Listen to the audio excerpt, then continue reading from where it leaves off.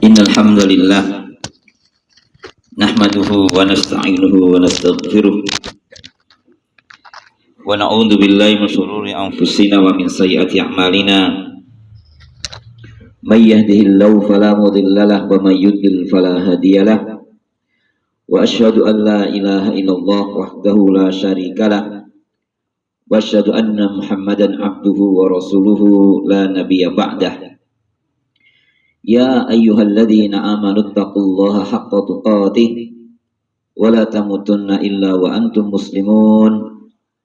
Ya ayyuhan nasu taqu rabbakumul ladzi khalaqakum min nafsin wahidah wa khalaqa minha zawjaha wa batha minhuma rijalan katsiran wa nisaa'a wattaqullaha alladzi tasaaluna bihi wal arham innallaha kana 'alaikum raqibah.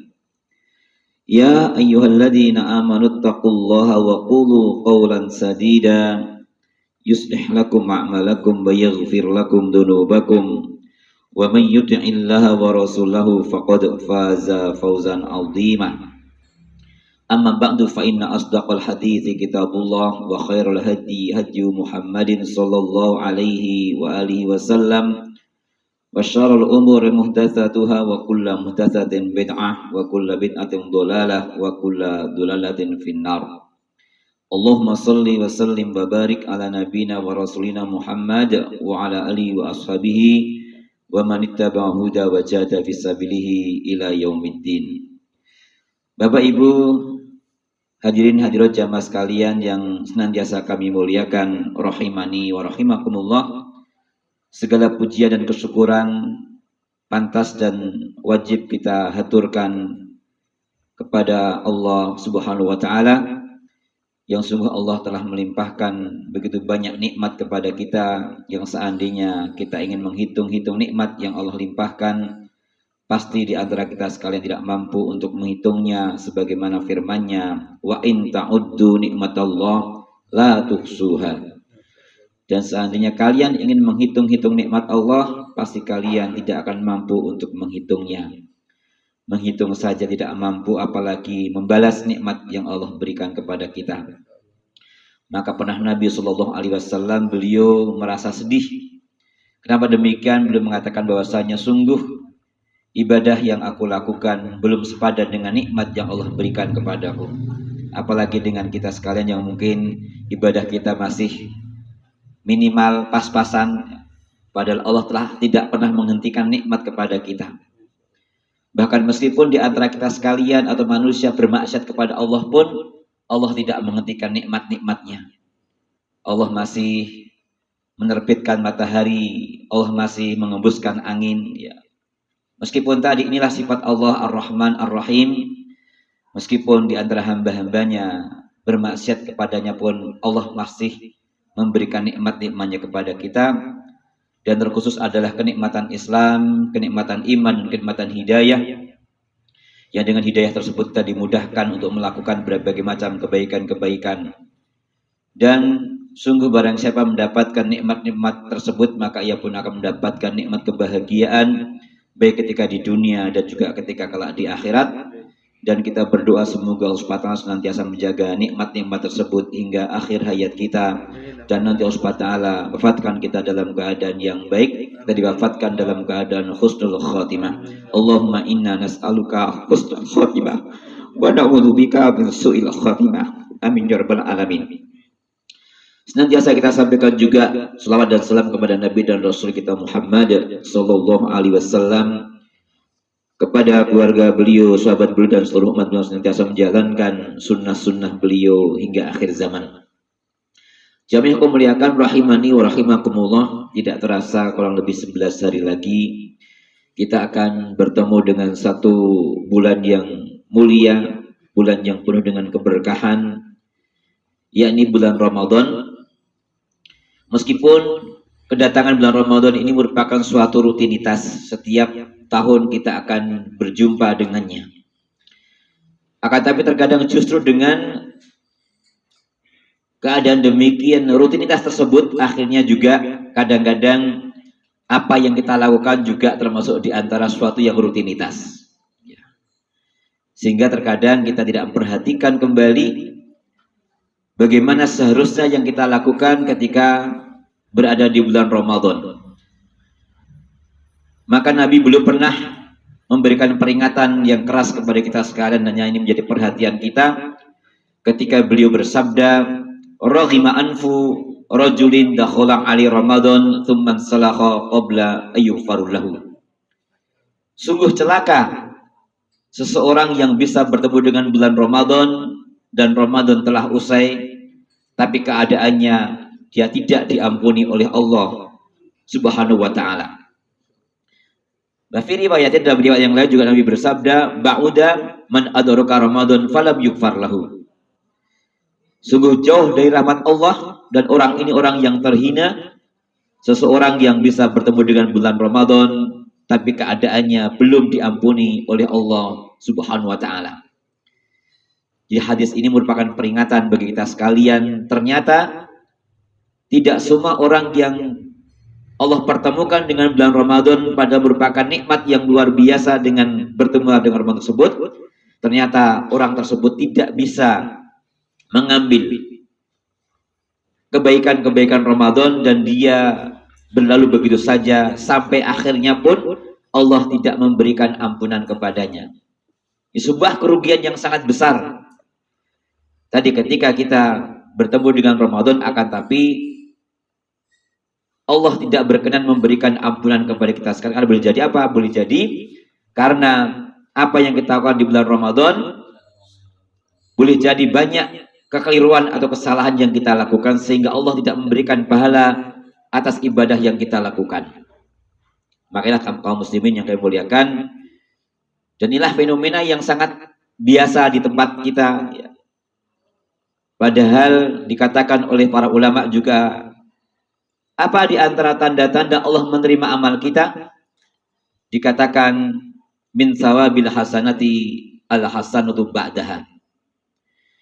Bahwasanya balasan kebaikan yang kita lakukan atau tanda Allah menerima amal kita adalah al-hasanatu ba'daha, ketika seseorang dimudahkan setelah melakukan amal itu, Allah mudahkan untuk melakukan amal-amal yang berikutnya.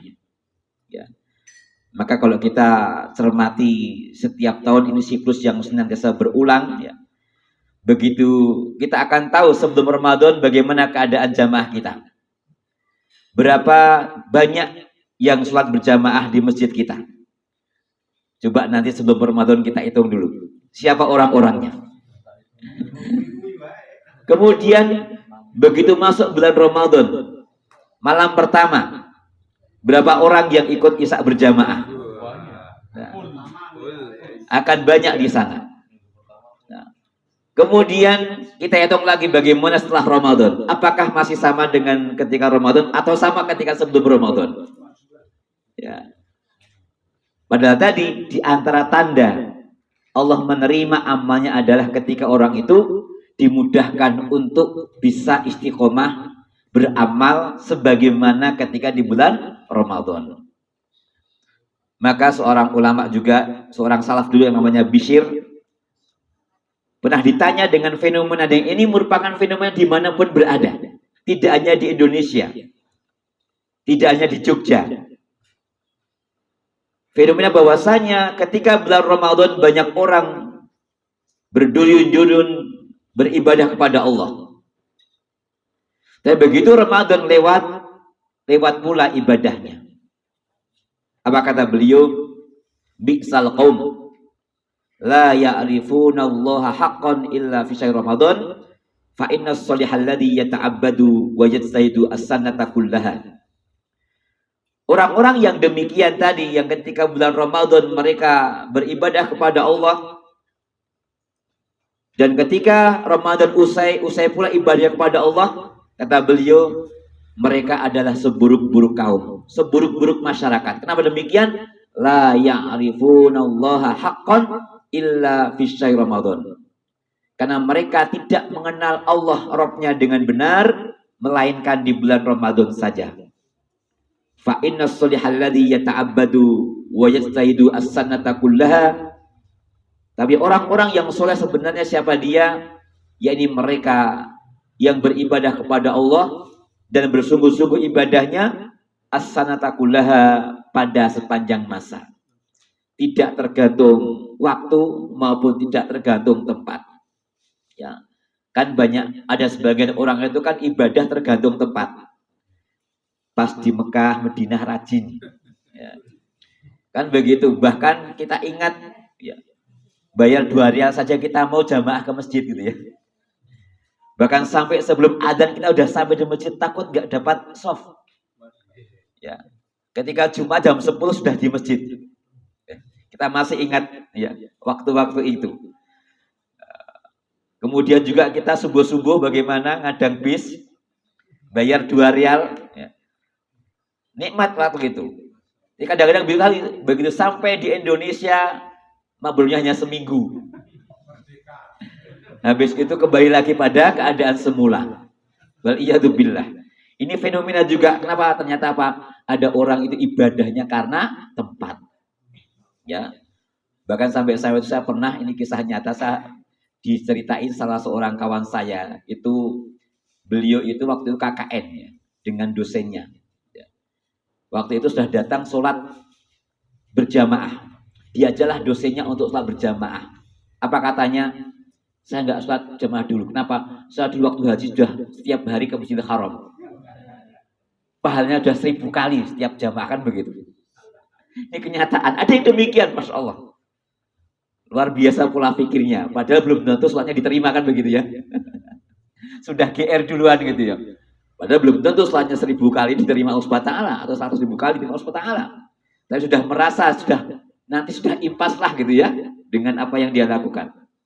Ini kenyataan di tempat kita yang juga demikian. Padahal kita tahu di tempat kita sekarang ini ketika Ramadan, hampir boleh jadi sehari 5 kali pengajian. Buka bersama ada pengajiannya. Tarawih ada pengajiannya. Subuh ada pengajiannya. Kok ya sama saja gitu. Itu kan aneh itu. Selama 1 bulan diceceli dengan ilmu. Tapi boleh jadi kadang-kadang juga ada kadang-kadang apa? Kadang-kadang ilmunya juga nggak pas gitu ya. Seminggu pertama itu semuanya bahas Ramadan semua, nggak ada yang tidak. Jadi udah diapali gitu ya. Nah, ini kadang-kadang mungkin salah manajemen juga masjid gitu ya. Kenapa kok bisa gitu ya? Udah pengajian 3 kali sehari kok juga bahkan 1 bulan kok akhirnya hasilnya juga tidak maksimal. Maka inilah hidayah Allah itu penting sekali jemaah kamu muliakan. Maka tadi sungguh sangat celaka apabila seseorang yang bisa bertemu dengan Ramadan, maka ternyata Allah tidak memberikan ampunan suatu yang seharusnya tidak terjadi. Kenapa demikian? Kita tahu di antara keberkahan Ramadan adalah betapa Allah menyediakan banyak ampunan di sana. Ya. Bahkan sampai Allah mencatat di antara hamba-hambanya nanti yang akan dibebaskan dari siksa api neraka.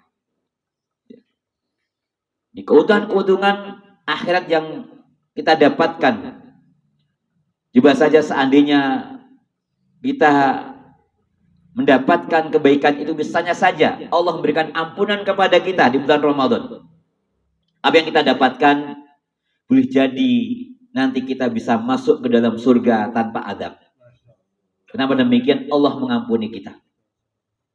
Yang kedua, boleh jadi meskipun Allah atau mungkin kita terjatuh ke dalam kemaksiatan yang Allah tidak memberikan ampunan kepada kita. Akan tapi di bulan Ramadan Allah mencatat di antara hamba-hambanya dibebaskan dari neraka. Wa inna lillahi fi kulli yaumin walatin utaqa'a minan nar fi syahri Ramadan.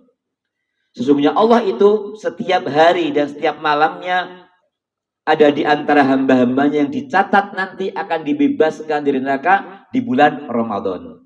Dan kita berharap termasuk orang yang demikian, Allah catat itu. Maka ada satu doa yang ini merupakan doa yang layak kita baca. Isinya apa? Isinya adalah agar Allah menghapus catatan kita dari neraka dan juga orang tua kita. Apa doanya? Allahumma a'tib riqabana wa riqaba abaina wa riqaba ummahatina minan nar. Ya Allah, hapuslah namaku, nama bapakku, nama ibuku dari siksa neraka. Allahumma a'tiq, a'tiq, a'tiq, ya, a'tiq. Allahumma a'tiq riqabana wa riqaba abaina wa riqaba ummahatina minan nar. Ya Allah, hapuslah namaku, nama bapakku, nama ibuku dari siksa neraka. Ya Allahumma a'tiq riqabana wa riqaba abaina wa ummahatina minan nar. Kenapa dengan tadi? Karena ternyata di bulan Ramadan akan ada yang dicatat oleh Allah yang seharusnya dia masuk ke dalam neraka, Allah hapuskan catatannya, dilepaskan dari siksa api neraka. Ya. Maka tadi kalau boleh jadi tidak mendapatkan ampunan, paling tidak mendapatkan pembebasan dari neraka. Dan ini terjadi di bulan Ramadan. Maka tadi kenapa ada orang kok sangat rugi ya tadi, tidak memanfaatkan Ramadan dengan sebaik-baiknya. Kenapa demikian? Yang pertama, boleh jadi dia tidak melakukan amal-amal di bulan Ramadan. Karena kita paham tidak semua orang suka puasa. Bahkan sekarang sudah terbuka di mana-mana nggak puasa juga tidak malu. Ya. Yang kedua, dia melakukan ibadah tapi Allah tidak menerima ibadahnya. Maka Nabi juga belum pernah memberikan peringatan, rubba sha'imin hadduhu min syami al-ju' wal atas wa rubba qa'imin laisa lahu min qiyamihi illa sahar. Betapa banyak orang yang berpuasa tidak mendapatkan pahala melainkan lapar dan dahaga. Betapa banyak orang yang melakukan sholat tarawih tidak mendapatkan pahala melainkan capek dan ngantuk belaka. Ini juga sebuah keniscayaan, bahkan Nabi tidak mengatakan sedikit tapi banyak. Maka tadi kenapa banyak? Tadi kita buktikan saja. Ternyata apa? Yang hilang ketika Ramadan sama ya, banyaknya tadi. Banyak orang yang tidak bisa menjaga amal-amalnya ketika selepas Ramadan. Sehingga tadi, kenapa fenomena tadi ketika sebelum Ramadan jamaah sekian, ketika Ramadan banyak, kenapa setelah Ramadan sama saja? Nah tadi, jadi mereka adalah mereka yang tidak mendapatkan keberuntungan, mendapatkan keberkahan Ramadan. Ya. Jamaah sekalian, sekarang bagaimana caranya agar kita mendapatkan keberkahan Ramadan? Betul-betul Ramadan bisa memberikan faedah kepada kita. Karena tadi, terkadang karena Ramadan sudah menjadi kebiasaan kita, terkadang masjid-masjid, kadang-kadang sudah tidak peduli lagi dengan fikih Ramadan. Ya. Banyak sangat sedikit kajian-kajian berkaitan dengan fikih Ramadan. Kenapa? Dianggap Ramadan sudah biasa, kan podo wae karo wingi.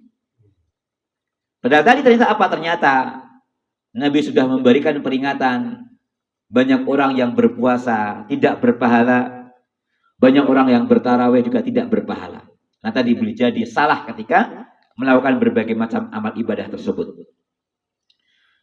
Macam kemuliaan di dalam hari-hari Ramadan, maka kita bisa mengisi waktu dengan sebaik-baiknya agar Ramadan betul-betul memberikan keberkahan kepada kita. Kita awali bagaimana amal kita ketika bangun dari tidur. Jamaah sekalian, ketika kita tidur, Nabi bersabda, setan itu akan mengikat ya, tengkuk kita dengan 3 ikatan. Dan setiap ikatan, maka setan akan mengatakan kepada kita, lailun tawilun farqud. Malam masih panjang, tidurlah lagi. Ya. Kita rasakan toh, jam 3 bangun lihat, subuh cek engko, turu meneh. Itulah setan. Setengah 4 sudah bangun lagi, cek subuh meneh saja meneh subuh, tidur lagi. Gitu? Iya, sama. Itulah setan. Tahu-tahu sudah tinggal 10 menit subuh, tahajud cuma 2 rakaat, tambah witir 1 rakaat. Inilah setan. Maka tadi benar kata Nabi, ini mujizat Nabi, memang betul kenyataan seperti itu. Ya. Nabi itu nggak tahu setan mengikat toh. Tapi Allah beritahukan bahwa itulah setan itu akan mengikat tengkuk kita dengan 3 ikatan. Setiap ikatan maka setan mengatakan laun tawilun farqud. Kemudian Nabi bersabda, apabila ketika bangun tidur kita berzikir kepada Allah, maka hilanglah ikatan yang pertama. Maka kita dianjurkan membaca alhamdulillahilladzi ahyana ba'dama amatana wa ilaihin nusyur. Ini amal kita yang pertama ketika bangun tidur, jangan langsung pegang HP.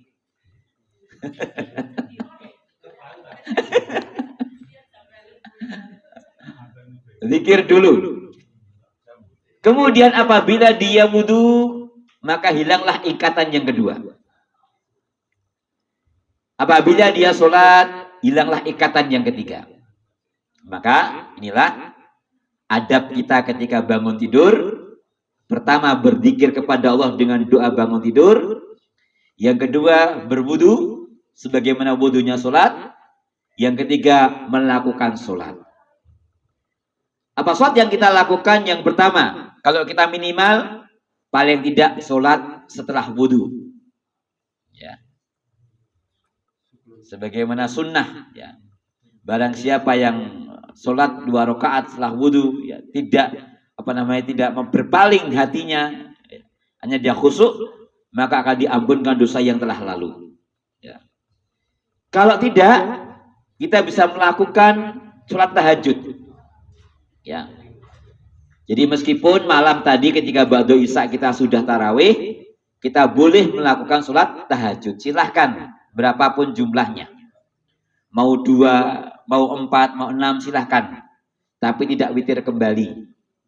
Ya, la witroni fi lailatin.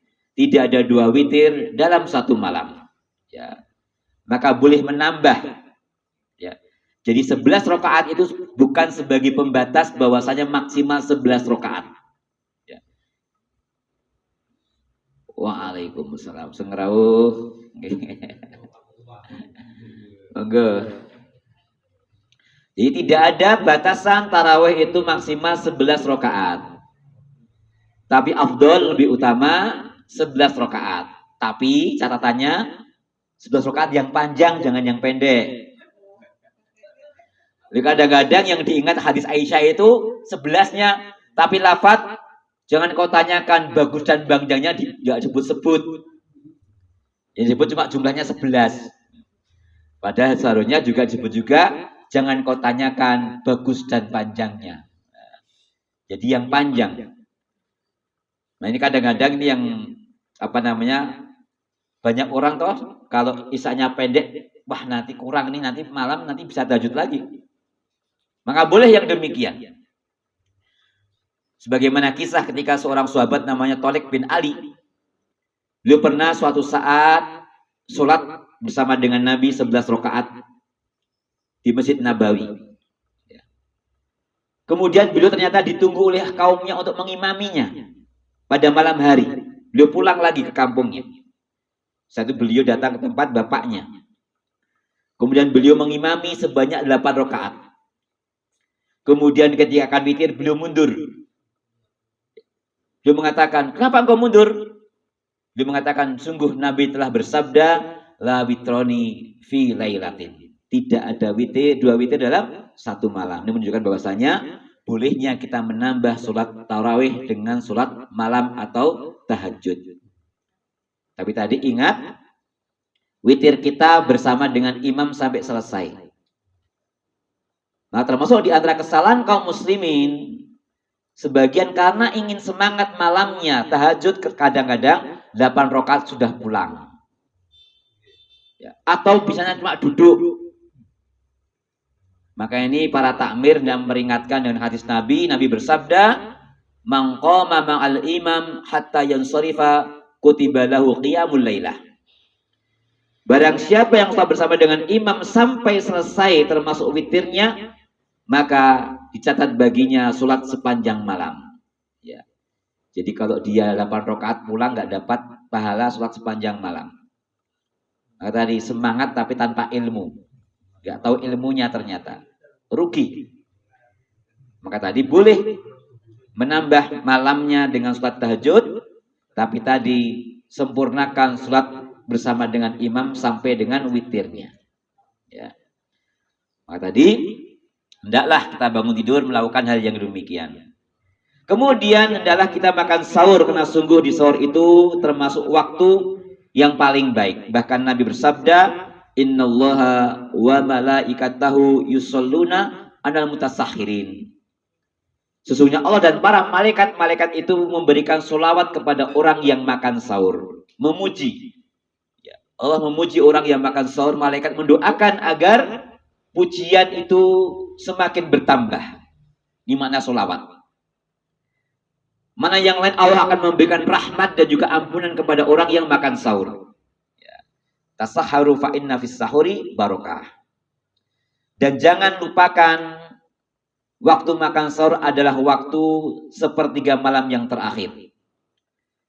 Dan Nabi bersabda, sesungguhnya Rabb kita Allah tabaraka wa ta'ala turun ke langit dunia di sepertiga malam yang terakhir. Kemudian Allah akan berfirman, fayaqulu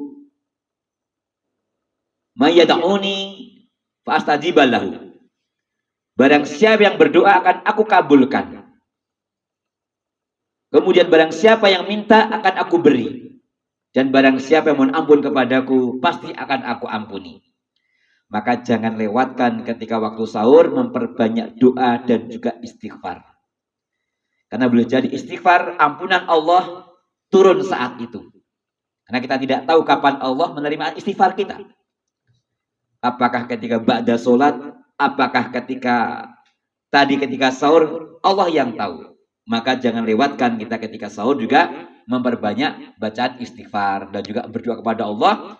Karena itulah waktu-waktu yang mustajab kita berdoa kepada Allah.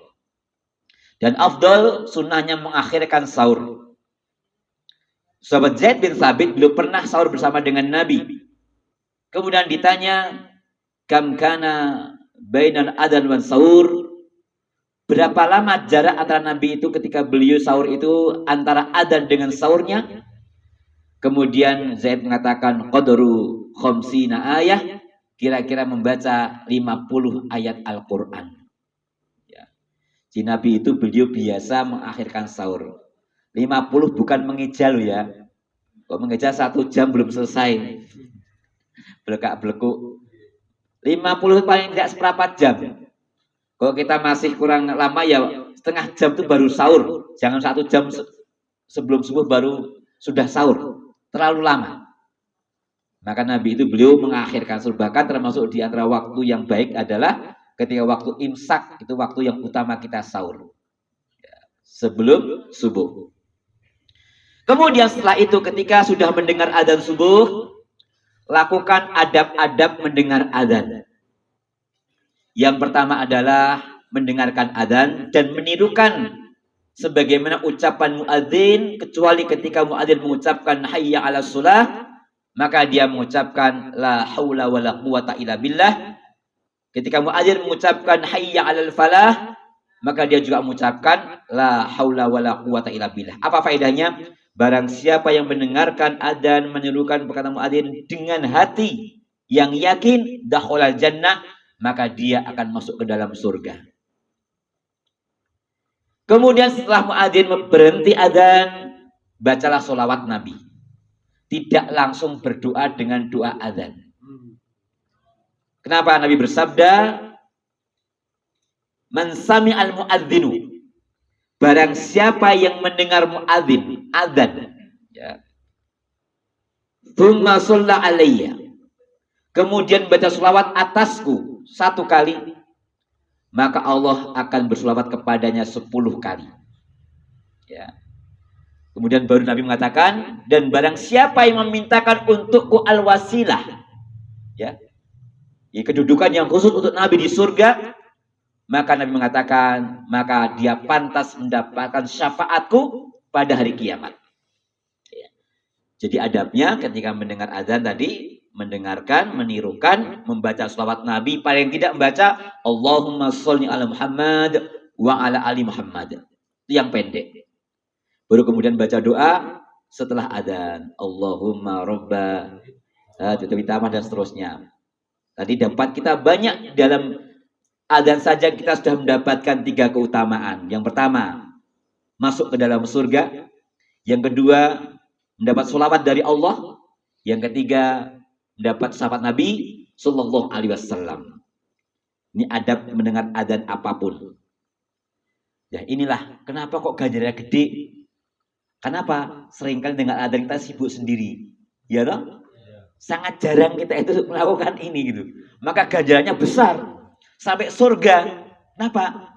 Memang dalam satu kaidah, kalau amal itu susah kita lakukan, pahalanya masih banyak. Itu kaidah seperti itu. Kalau ada amal kok susah kita lakukan, pasti ganjarannya gede. Iya, karena susah kita itu. Maka azan tadi juga demikian. Siapa yang sekarang kita coba dengar azan kemudian diam gitu, nggak ada dong.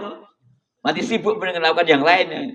Nah itu kenapa kok ganjaran kok surga tadi, karena susah gitu. Kemudian setelah itu lakukan sholat fajar. Ya. 2 rakaat qobliyah subuh. Rakaatul fajri khairum minad dunya wa ma fiha. 2 rakaat sebelum subuh itu lebih baik dibandingkan dengan dunia dan seisinya. Dan Nabi beliau sering membaca ketika qobliyah subuh, rakaat pertama Al-Kafirun, rakaat kedua Al-Ikhlas. Ini yang sering beliau baca, ya, ketika sholat qobliyah subuh. Kemudian salat subuh berjamaah, ya. Jangan lewatkan juga di antara doa yang mustajab adalah bainal adzan wal iqamah. Ya. Maka waktu yang utama di antara adzan iqamah adalah berdoa. Ya. Masing-masing punya tempat sendiri-sendiri. Ya. Kemudian setelah subuh lakukan zikir. Maka termasuk di antara fadilah, ya, zikir setelah subuh. Apalagi nanti kita mampu melakukan sholat syuruk atau isyraq. Nabi bersabda, "Man sholal ghadata fi jama'atin thumma qa'ada yadhkurullaha hatta tadwa syamsu kanat lahu ka'ajri hajjatin wa umratin tamatin." Barang siapa yang sholat subuh dengan berjamaah, kemudian dia duduk berzikir kepada Allah dalam keadaan suci, ya, sampai terbitnya matahari. Kalau ada jadwal syuruk ditambah 15 menit. Kemudian sholat 2 rakaat, maka dia mendapatkan pahala sebagaimana orang yang haji dan umroh sempurna.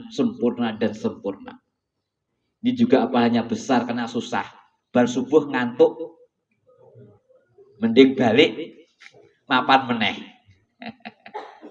Ya, memang susah itu. Kalau enggak niat yang kuat susah loh ini. Kadang-kadang dikir-dikir saja kalau puasa itu kadang-kadang lali, wis hitungannya piroe, kelewat saking ngantuknya itu. Sering terjadi. Kadang-kadang sambil tidur juga, gitu. Itulah.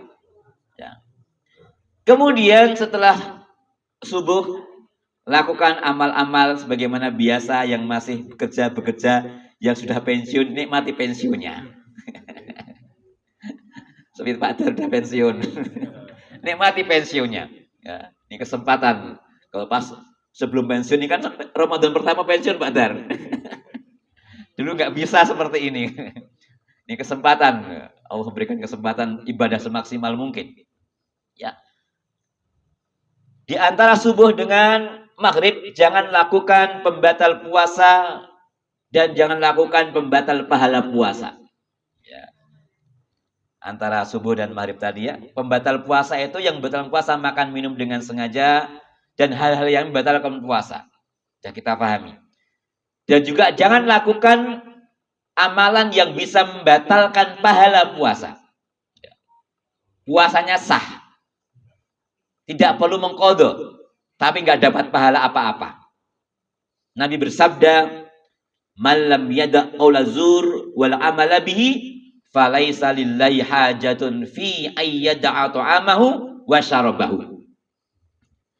Barang siapa orang yang berpuasa dan dia tidak bisa mencegah qaula zur wal amala bihi, perkataan yang buruk, bisa dusta, ghibah, ya. Kemudian mencaci maki, termasuk marah-marah. Ya. Maka Nabi beliau ketika ada orang marah diingatkan, ini shaimun, saya sedang puasa. Kalau diajak bertengkar, katakan saya sedang puasa. Ini menunjukkan betapa pentingnya menjaga lidah. Maka termasuk di antara perkara yang paling besar bisa membatalkan pahala puasa adalah lidah, lisan kita. Maka sampai-sampai ketika kita benar pun diajak berdebat, katakan saya sedang puasa. Sampai-sampai dalam kebenaran pun kita dianjurkan kalau diajak bertengkar, katakan ini shaimun, kata Nabi, saya sedang puasa. Ya. Engko bar buka tak ladenane.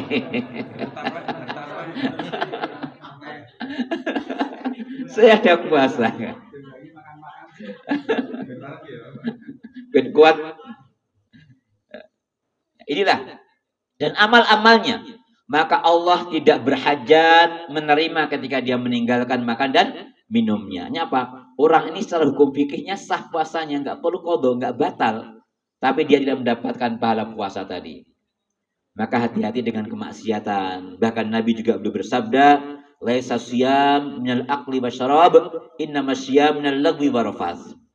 Puasa itu tidak sekedar kita meninggalkan makan dan minum, tapi puasa yang sebenarnya ada ketika kita meninggalkan lagu, yakni perbuatan, perkataan yang sia-sia, tidak ada faedahnya, ya. Meskipun mubah, lagu itu mubah, boleh, tapi sia-sia, tidak mendapatkan pahala apapun, tinggalkan itu. Dan juga rafas, perkataan yang keji, perbuatan yang keji. Maka Imam Al-Ghazali kan beliau membagi puasa kan bertingkat-tingkat. Puasanya orang umum itu hanya meninggalkan makan dan minum. Tingkat di atasnya lagi khusus dia puasa panca inderanya. Ya. Matanya berpuasa, telinganya berpuasa, tangannya berpuasa, dan paling utama adalah khusus dan khusus yaitu puasa hatinya. Terbetik saja tidak kemaksiatan dalam hatinya. Mainan kita lakukan ketika haji kan begitu, hati-hati sekali ketika hati. Kenapa? Karena Nabi Allah berfirman dalam ketika berhaji, wa may yurid bi ilhadin bidulmin nudhiqu min adabin alim. Barang siapa yang di tanah haram ada niat saja dalam hatinya membuat kedoliman, maka diancam dengan adab yang pedih. Mau kita di Saudi kan batin saja itu bisa diberikan adab. Kalau wong ireng, wong kok ireng banget, nggak salah kalau nanti pas tawaf diinjak gitu. Maka benar firman Allah ini, barang siapa yang tadi berniat berbuat dolim kepada orang lain, maka akan dibalas ketika di sana, dunia dan di akhirat. Nudhiqu min adabin alim. Ya.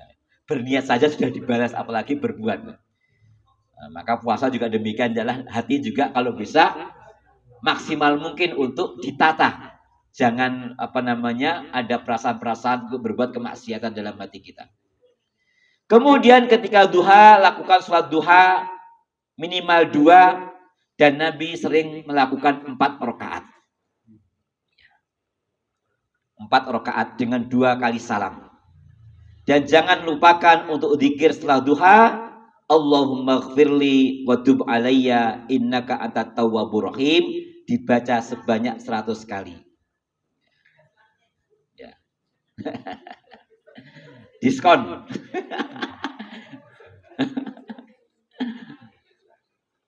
Wong apa namanya? Delok air jam kuat kok. Zikir. Ibu-ibu 5 menit ra kuat ki lho. Wong tangannya duganan kipet aja gak pegel-pegel. Begitu ngitung zikir kok malah kesel. 4 rakaat. Ya. Kemudian setelah itu ketika adzan zuhur, lakukan adab-adab dengan adzan dan lakukan sholat qobliyah zuhur 4 rakaat. Apa faedahnya? Nabi bersabda, man sholat duha arba'an wa sholal ula arba'an bunyalahu baitun fil jannah. Barang siapa yang sholat duha 4 rakaat, kemudian nanti dia sholat qobliyah zuhur 4 rakaat, akan dibangunkan baginya rumah di surga. Ya. Angel toh, biasanya cuma 2 toh. Lah iya. Maka tadi kenapa kok duha kok 4? Karena nanti ada keutamaan yang lain ketika digabung dengan 4 rakaat sebelum zuhur. Allah akan bangunkan rumah di surga. Kemudian zuhur berjamaah, kalau bisa bapak-bapak, khusus bapak-bapak ini, kalau bisa melakukan arba'in. Bukan arba'in di Nabawi. Tapi arba'in yang sahih ada 40 hari. Nabi bersabda, "Man sholla lillahi fi jama'atin." Ya. Barang siapa yang sholat karena Allah dengan berjamaah arba'ina yauman, selama 11 atau selama 40 hari, bukan 40 kali. Ini yang sahih. Ya. 40 hari. Yudrikut takbiratul ula. Dia senantiasa bersama dengan imam takbir pertamanya. Apa yang didapatkan? Kutibat lahu baro'atani. Maka akan dicatat baginya 2 kebebasan, baro'atum minan nari wa baro'atum minan nifaq. Dibebaskan dari neraka dan dibebaskan dari sifat munafik. Ini arba'in yang sahih. Arba'in yang Nabawi dhaif, meskipun sama-sama dari sahabat Anas bin Malik, sama-sama diriwayatkan oleh Imam Tirmidzi. Tapi arba'in yang fi masjidi hadza, di masjidku ini 40 salat arba'ina salatan, itu hadisnya dhaif. Yang sahih adalah arba'ina yauman, 40 hari. Dan tidak pernah tertinggal 1 kali pun. Jadi kalau imam sudah mau rukuk, nggak dapat, diulang dari awal. Karena hadisnya tidak pernah ketinggalan takbiratul ihram bersama dengan imam. Jadi kalau imam Akbar, kita juga Allahu Akbar. Bukan sudah baca surat. Maka saya punya pengalaman, ada suatu saat saya menyampaikan hadis ini dalam suatu pengajian. Ada seorang bapak-bapak semangat mendengar hadis ini. Dia sudah pensiun. Sudah hari ke-38 ternyata kena diare. Akhirnya batal. Kemudian diulang lagi dari awal. 40 hari dia dapat, seminggu kemudian meninggal dunia. Ya, setelah mendapatkan itu, seminggu kemudian meninggal dunia. Tidak sembuh, tidak terus meninggal. Yo, sudah khotimah lo ya. Yo. Lalu sudah siap kok yo.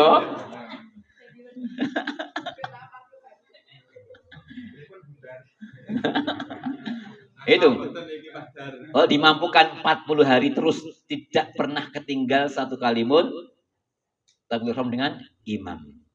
Maka tadi bukan sesuatu yang mudah, angel tuh. Oh, biasanya jadi makmum masbuk terus kok. Bahkan jadi imam masbuk. Imam masbuk. Maka dalam hadis dikatakan, barang siapa yang terlambat berjamaah, maka akan lambatkan dia masuk ke dalam surga. Nah, telatan yang masuk surga juga telat nantinya. Kemudian setelah duhur, lakukan ba'diyah duhur 4 rakaat. Jangan cuma 2. Apa faedahnya? Nabi bersabda, "Man hafadha ala arba'i raka'atin qabla dhuhri wa arba'in ba'daha haramallahu 'alan nar." Barang siapa yang bisa menjaga 4 rakaat sebelum duhur dan 4 rakaat sesudahnya, maka Allah akan haramkan dia dari neraka. Jadi kalau yang 12 itu kan setelah duhurnya cuma 2. Itu masih bisa masuk neraka loh. Meskipun dibangunkan rumah di surga, kan ada orang masuk surga lewat neraka dulu. Tapi kalau kita tambah 2 lagi, diharamkan ke neraka, pilih mana? Ini ngilangel. Oh, biasanya cuma 2 ke. Yang minimal-minimal sajalah. Meskipun boleh, tapi bonusnya nggak banyak. Kemudian setelah duhur sama masih menjaga dari kemaksiatan yang kita lakukan, menjaga ya. Hati-hati dengan HP kita, kadang-kadang nyelonong gambar yang jelek. iklan yang jelek tampil, ya itu bahayanya. Kemudian istirahat, silahkan tidur, silahkan, tapi jangan tidur terus. Jangan habis subuh tidur sampai zuhur, habis zuhur tidur sampai asar gitu. Kapan ibadah? Menjaga hati. Dasarnya hadis yang doif, tidur ibadah bagi orang yang berpuasa katanya gitu. Ya lebih baik baca Quran lah. Malah lebih baik tidur, lebih baik baca Quran. Kita isi dengan baca Quran. Nabi bersabda, "Iqra'ul Quran fa innahu ya'ti yaumal qiyamah syafi'an li ashabi." Bacalah Al-Quran, Al-Quran nanti di hari kiamat akan menjadi syafaat kita. Ya, yang menjadi penolong kita di antara adalah Al-Quran. Kemudian ketika sudah asar, sama adab-adabnya. Kalau mampu lakukan sholat sebelum asar 4 rakaat. Meskipun ini bukan termasuk rawatib yang muakkadah. Tapi ada faedah, boleh lakukan, boleh tidak. Nabi bersabda, "Rahimallahu mra'an shalla qabla al-asri arba'an." Semoga Allah memberikan rahmat kepada orang yang sholat 4 rakaat sebelum asar. Jadi akan mendapatkan rahmat Allah. Ya. Asar berjamaah, setelah asar silahkan lakukan aktivitas. Yang mau jualan takjilan, ya, kalau bisa nggak usah jualan lah.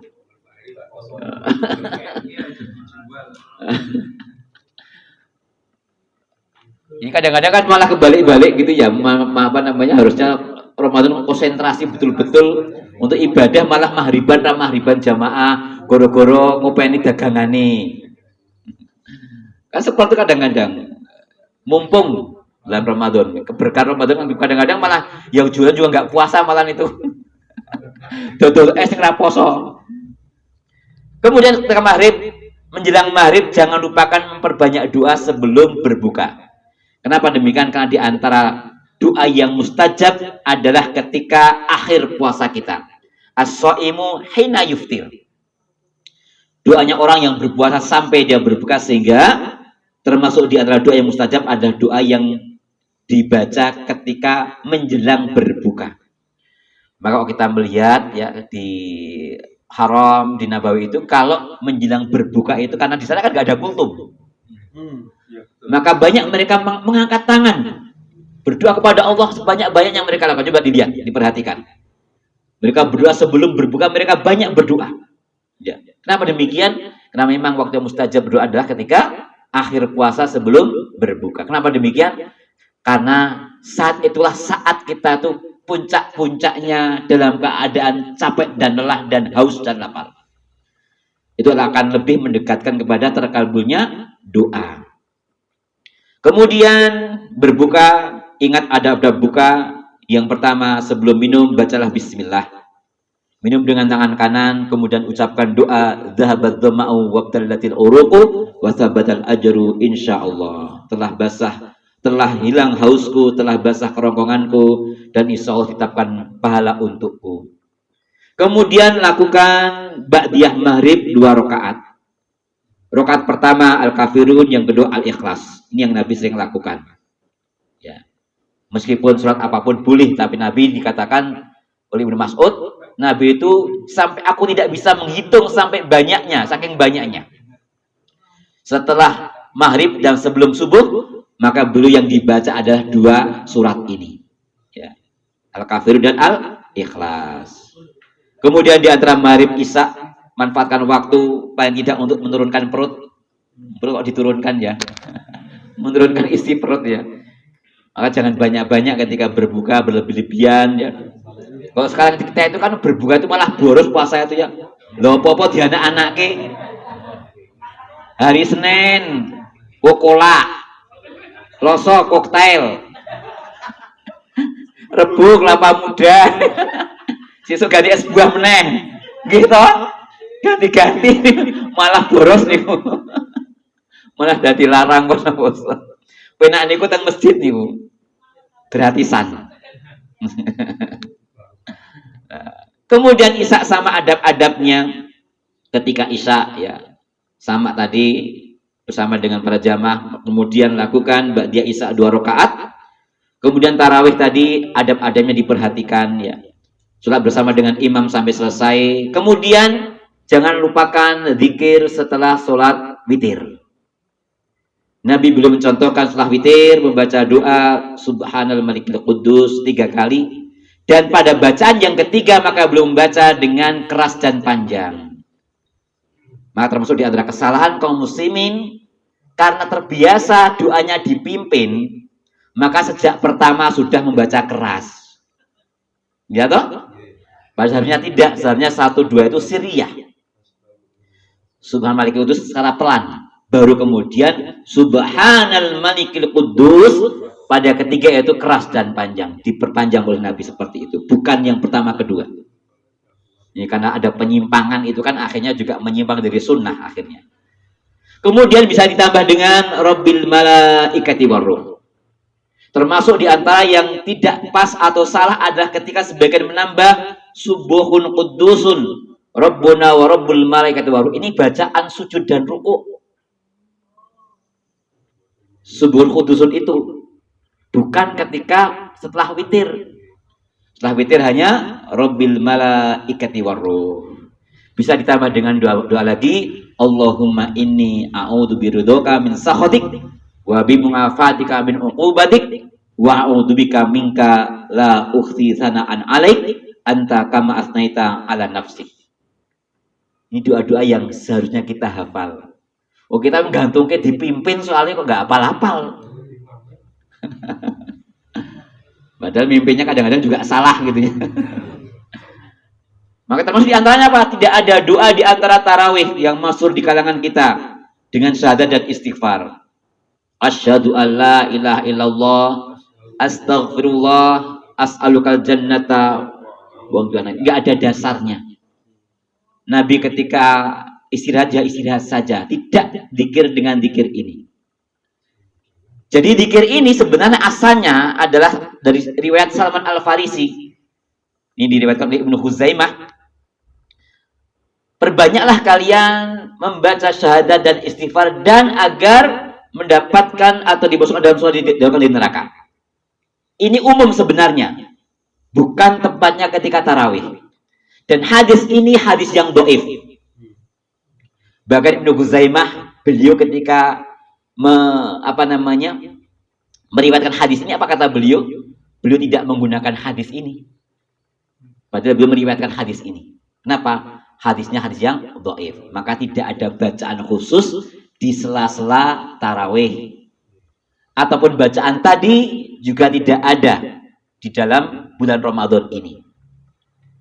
Yang ada adalah ketika 10 hari yang terakhir, ketika mendapat qadar, maka Nabi mencontohkan doa Allahumma innaka afuwun tuhibbul afwa fa'fu anni.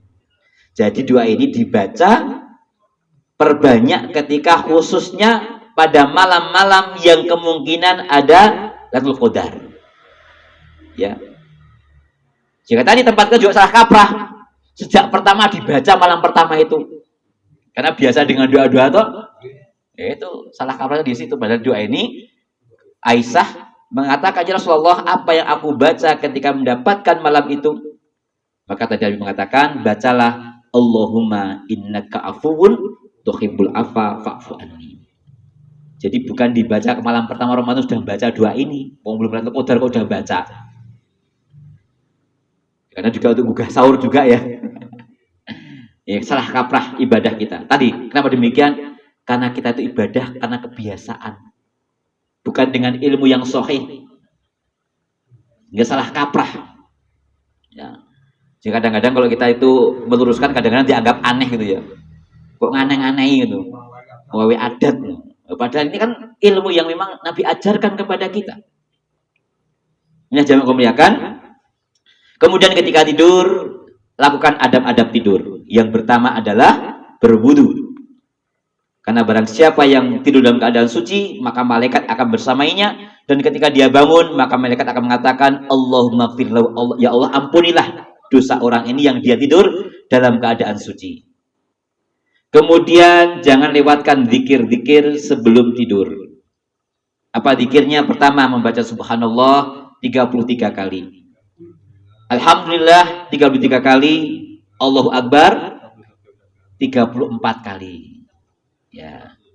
Kemudian membaca la ilaha illallah wahdahu la syarikalah lahul mulku wal hamdu wa huwa ala kulli syai'in qadir la haula wala quwwata illa billah wa subhanallah walhamdulillah wala ilaha illallah wallahu akbar. Apa faedahnya? Barang siapa yang menuju keperaduannya atau tidur membaca ini, maka akan dihapuskan dosa-dosa meskipun sebanyak buih di lautan. Kemudian baca bisa Al-Fatihah, termasuk dianjurkan hadis Hasan, ayat kursi, 2 akhir Al-Baqarah, kemudian Al-Kafirun. Al-Kafirun, baru kemudian membaca 3 ayat terakhir dari Al-Ikhlas, Al-Falaq dan An-Nas, dengan cara mengumpulkan telapak tangan, ditiupkan, membaca, kemudian diusapkan seluruh tubuh dari muka sampai yang dijangkau sebanyak 3 kali, baru kemudian membaca doa Bismika Allahumma amutu wa ahya. Tidurlah mimpi yang indah sampai bangun kembali, lakukan hal yang sama. Wallahu a'lam. Demikian yang muliakan, moga-moga dengan apa yang kami sampaikan ini memberikan bekal untuk Ramadan kita, mendapatkan keberkahan, dan juga tadi jangan sampai termasuk orang-orang yang merugi, karena tadi banyak orang yang beribadah kepada Allah tanpa dengan ilmu, sehingga tadi boleh jadi karena yang demikian Allah tidak menerima pahala atau tidak memberikan pahala kepadanya. Wallahu a'lam wa sallallahu ala nabiyina Muhammad wa ala alihi washabihi ajma'in wa da'wana alhamdulillah alamin. Mohon maaf. Assalamualaikum warahmatullahi wabarakatuh.